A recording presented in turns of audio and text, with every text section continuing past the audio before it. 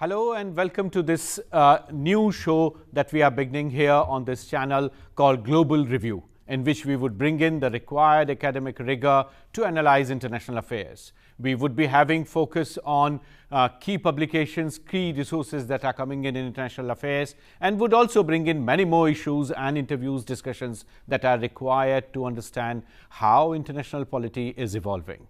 Let's have a look at the headlines of this week.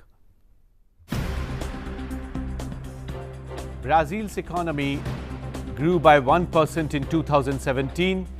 Agriculture provides the traction. Al-Qaeda affiliate group kills 16 in Burkina Faso. United States ambassador to Mexico resigns. The crisis deepens. South Korea sends special envoy to North Korea in border talks with the United States. Italy emerges from the vote with rise of the right to occupy the government position soon. Taliban rejects Afghanistan government. Peace talks are in trouble. Let me introduce the guests today this evening with us. Professor Sreeram Chaulia, eminent commentator on international affairs. Professor Ruchita Berry, a key commentator on Africa and on strategic issues. But let's have a look at the across the globe section that we have.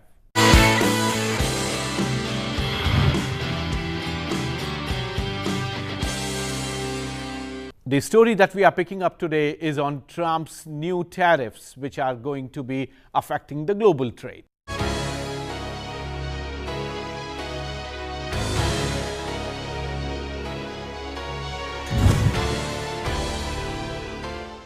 So friends, the news story that is unleashing the borders across the globe is emanating out of somebody who was preaching free trade all across. And the pretext is security. We are so glad that we have security experts and we have experts who are looking into international affairs all across. What has been done is in terms of imposing 25% tariff on steel and 10% tariff on aluminium. This is going to be a major issue in terms of how other countries are responding to the United States decision in terms of how they are going to move forward with new protection regime. Something that emanated out of G20 meeting last year and now is a practical reality. The task force that was set up by United States to make a recommendation which only recommended 24.5% expansion in the tariff regime for steel and 7.1% for aluminium. The president has given it to 25% and 10%. And this is now going to be addressed by the neighbors. The commentaries are all pouring from all across the world. China has some reaction, but more is coming from United States' own neighbor. We would discuss this with Professor Sreeram Chaulia. How do we look at this scenario? What are the options that other countries would have? But first, the sharp question, what exactly has happened? Sachinji, the average American tariffs are around 2 to 2.5%. So, tariff of 25 on steel and 10 on aluminium is exorbitant, given that the United States is a developed country and cannot maintain such high tariffs across any sector. So, it's actually a tragedy in one sense, because it's not going to benefit American consumers or even American steel and aluminium based production companies that depend on imports of these products. And according to one analysis, there are nearly 3 million American workers dependent on steel and aluminium consuming sector alone. And That's so right. I think they are going to be badly hit. What Trump is saying is that, I'm saving jobs and I'm protecting steel workers who are producing it.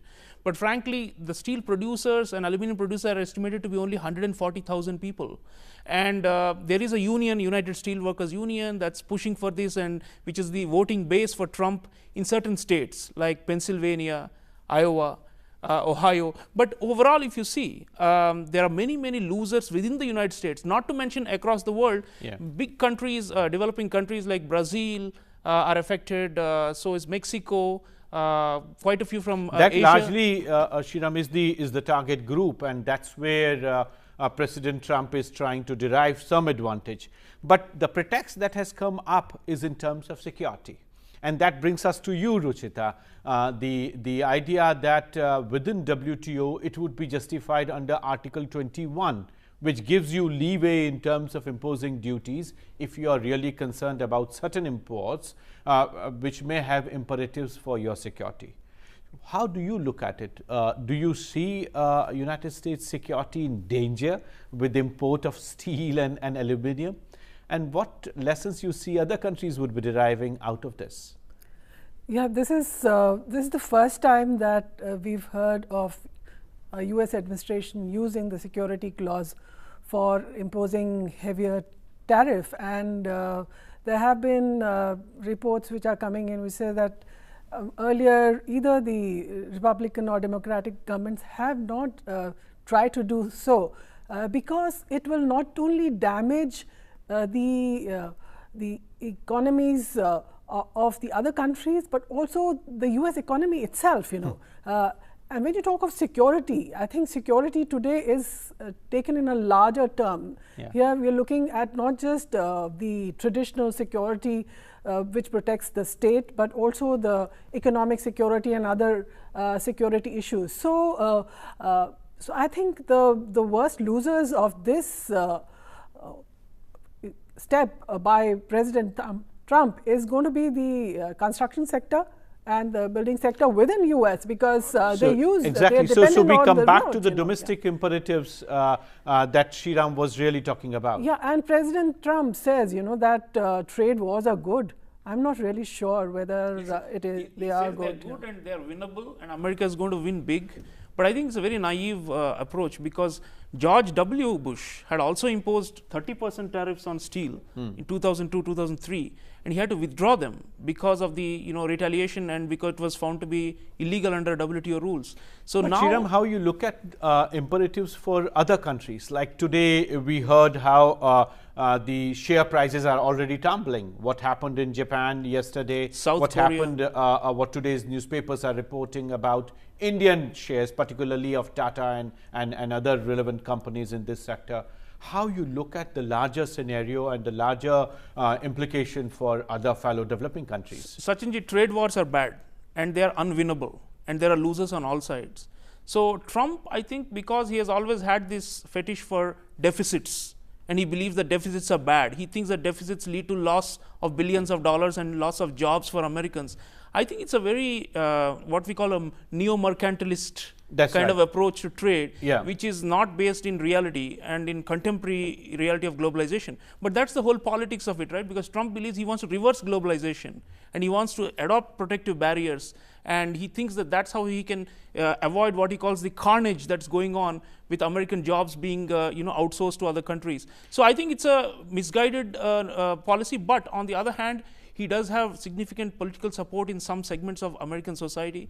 And overseas, he will be looking at certain allies, and he wants to use discretionary power in this. Even though if you apply this tariff, it has to be across the board, he is trying to look at maybe he'll give a concession and do a trade-off with another country like, say, Canada on NAFTA, which is also being renegotiated. And then there's a talk that he will try and bring in the renewed TPP, the Trans-Pacific Partnership Agreement, also into these kind of deals, because South Korea is affected, Japan is affected, China to some extent is affected. But it's a lot of scapegoating too, and is not good for international relations, because it will lead to greater tensions, because across the board, as you mentioned, many countries are saying we are going to hit back. The best reaction is from the Europeans.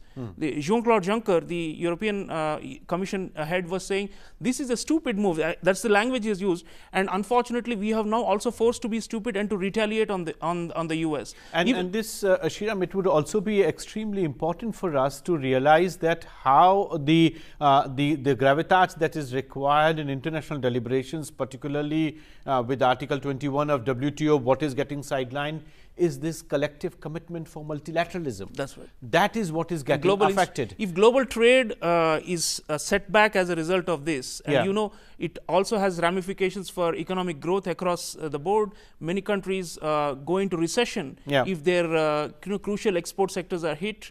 So already Brazil has not been doing so well, and this might impact them, for example, very badly. So there is a kind of a lack of good global citizenship on the part of Trump that we cannot deny. But the fact that right in the beginning, people talked about a transactional presidency, and now we are hearing that the emphasis is on exporting pharmaceutical products. The fact that President has also observed that Canada should treat US farmers better. So you are getting into a sort of transaction. And see, the logic of reciprocity does apply in a general sense between two countries, but he is looking at reciprocity across sectors, which I think is very naive, because he has in fact passed a snide remark about India as well, saying that Prime Minister Modi has committed to reducing the import tariffs on Harley Davidson motorcycles from 75 to 50%. Says, but that's not doing us a favor. We want 0%. Yeah. Well, and then he says there are Indian companies that are exporting motorbikes and motorbike parts to the US, and we put 0% on them. Why are they putting 50% on Harley Davidson? But across the board, if you see, the trade deficit between India and United States is not so high. It's only about 20-25 billion. The overall volume is over 100. What do you think, Ruchita, how this reciprocity dimension comes in? I think one of the major worries, we talked about security. I think the major worry is that the other countries might start using the same clause.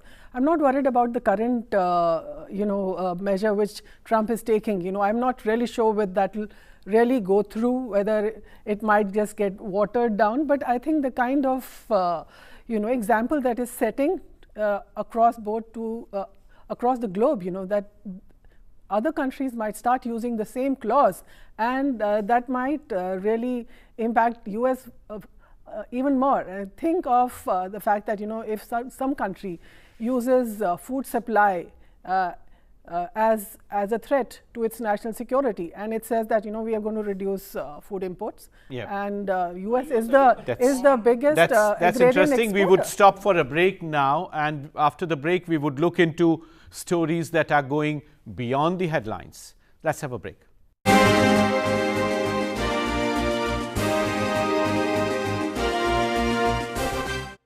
Welcome back. In this section, we would look into some stories which are out of the headlines. The section is called Beyond the Headlines.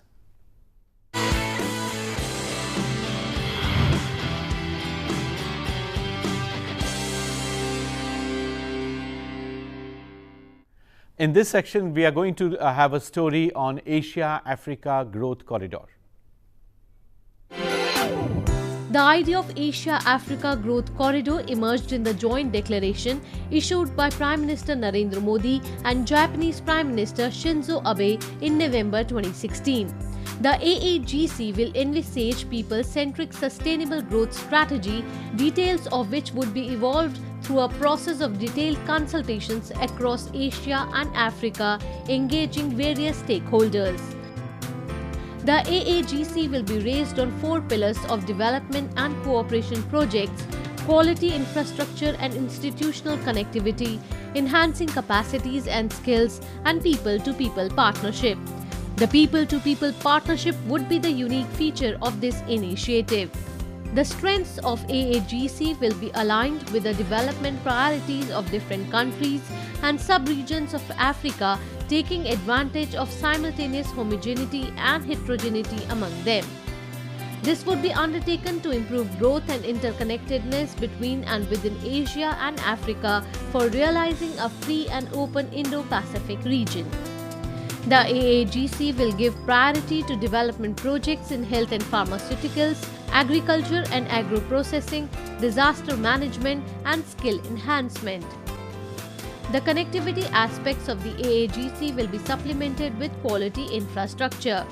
The AAGC-led growth in Africa and Asia will be responsive to the collective commitment for the Sustainable Development Goals.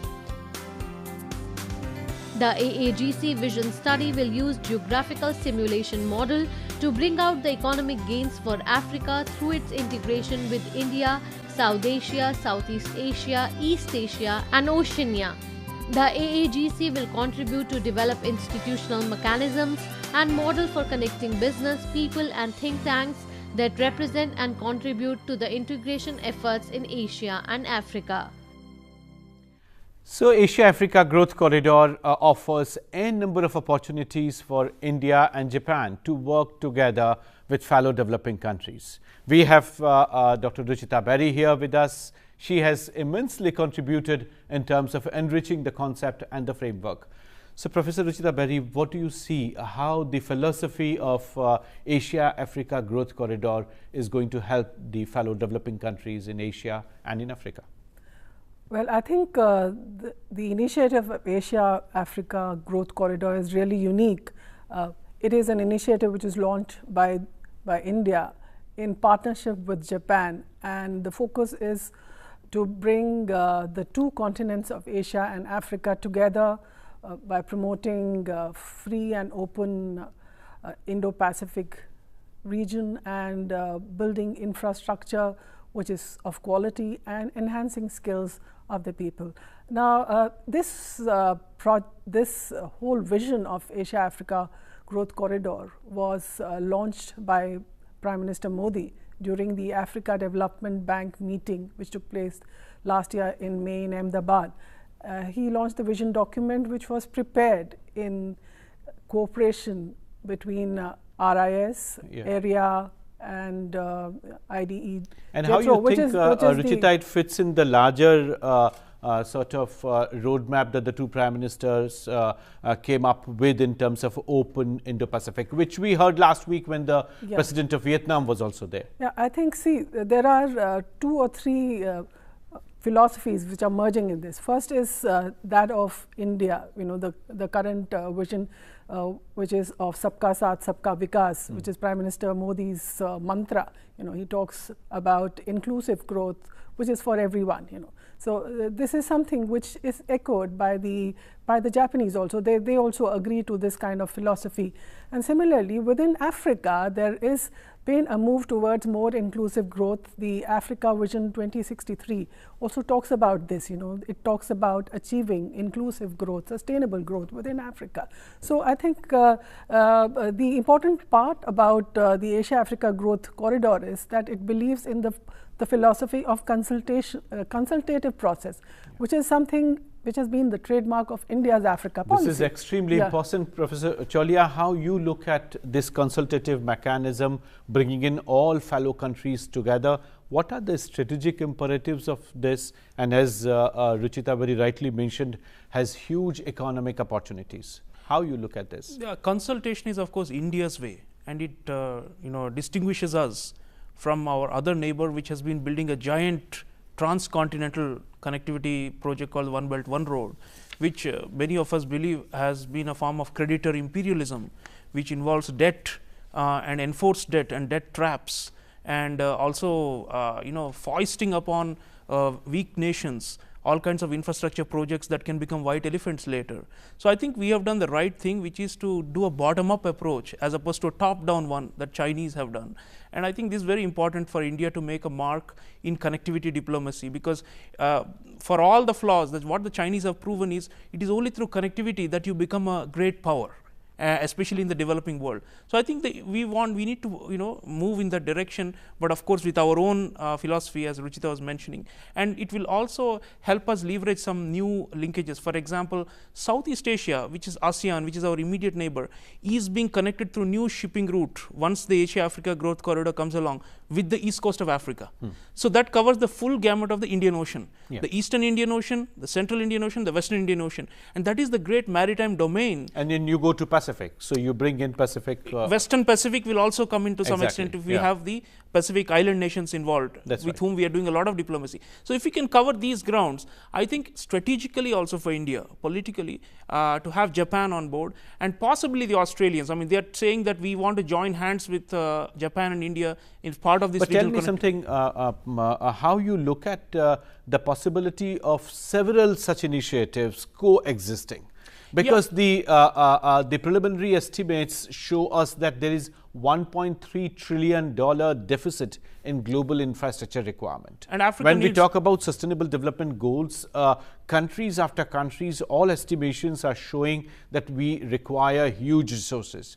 So there is no question of exclusivity, right? Yeah, it cannot be an either or. Exactly. It's like nobody can. So there is no question of competition. It is supplementing efforts with our own approaches. Yeah, and I think it gives more choice to the recipient countries. They should not be in a situation where they are completely dependent on one belt, one road. I mean, there should be other options. It gives them autonomy and protects their sovereignty. Why not have AAGC to enhance their choices and freedom of action? Just a quick comment from you in terms of how the scenario looks to you. I think, see, one basic issue that you should remember is that the Asia-Africa Growth Corridor talks about partnership. There is no donor-recipient here, you know, the relationship is that of partnership. So it's an equal, we are talking at equal footing with various countries, whether they are in Asia or in Africa. And I think it is an alternative. I also agree that this is not a rivalry that we are talking of between, say, Chinese model and the Indo-Japanese or Indo-Japanese, Australian, whatever, you know, whoever joins in. So it is an alternative model of connectivity, as you rightly said, connectivity is the future, you know. Exactly. I just want to add that, you know, the model can be called North, South, South. Because Japan is there, possibly Australia. We are also looking whether the United States can contribute to make it a larger pool of resources for transportation infrastructure. North, South, South, I think, is the way to go forward. That's right. Now, I think let us move to our next section, Book of the Week.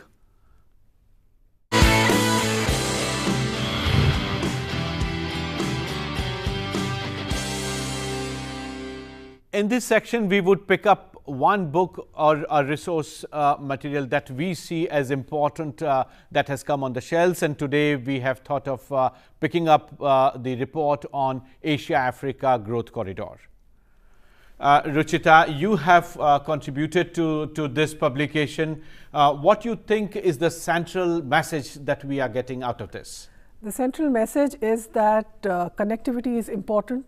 But along with connectivity, it's the people, the connectivity of the people, which is equally important, and that it should be transparent. The connectivity should be transparent, and the growth which develops should be sustainable and inclusive. I think this is the message which the entire vision document tries to project. And the vision documents talks about 4 pillars of Asia-Africa Growth Corridor. First is development cooperation, second is infrastructure and institutions, third is the development cooperation itself and the people-to-people contact. That's right. You know. That's right. So these are extremely important pillars. Sreeram, how you look at it? I think, you know, vision document is very central, because people often say from outside in the international community that India talks big but doesn't really have a doctrine to guide what it is doing in the international sphere.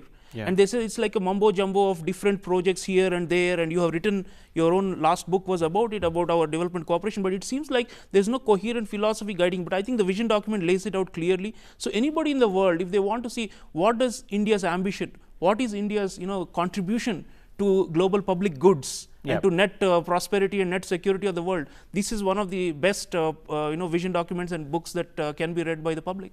And then how you look at the key message, as Ruchita said, is about connectivity, but connectivity and people-to-people contact, how you see the 2 points getting linked in this document. Yes, Sachinji, you know, the former Prime Minister of Tanzania, Jakaya Kikwete, once said, show me all the hospitals in my country, they are built by the Chinese, show me the nurses and the doctors in it, they are all trained and done by the Indians. This is our strength, human capacity building. I think that's what we're doing. We should always bank on our mojos, and that is how India's influence can spread in the world. Excellent, very impressive. Thanks Ruchita, and thanks Sreeram for being with us. We come to close of this show.